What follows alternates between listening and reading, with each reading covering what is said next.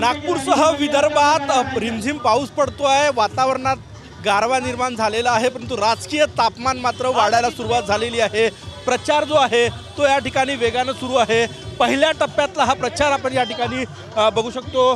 केंद्रीय मंत्री नितीन गडकरी जे आहे ते नागपुरात वेगाने प्रचार या ठिकाणी करतायत। हे दृश्य मनीषनगर परिसरातले आहे। मनीषनगर परिसरामध्ये गडकरींची ही प्रचार रॅली जी आहे ती या ठिकाणी निघालेली आहे आणि कार्यकर्त्यांमध्ये मोठा उत्साह जो आहे तो या ठिकाणी आपल्याला पाहायला मिळतोय। बघा हे दृश्य या ठिकाणचे आहे।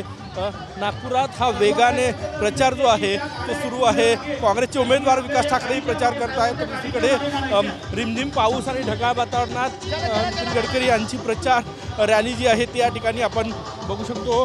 गडकरी यांच्याशी बोलण्याचा प्रयत्न करूया। हे बघा या ठिकाणी हे दृश्य आहे केंद्रीय मंत्री नितीन गडकरी यांच्या प्रचार रॅलीचे।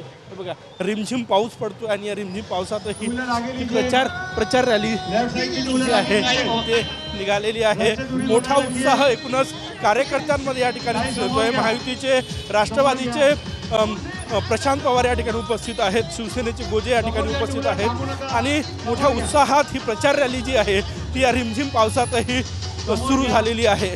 कॅमेरामॅन साईसह गजानन माटे, TV9 मराठी, नागपूर।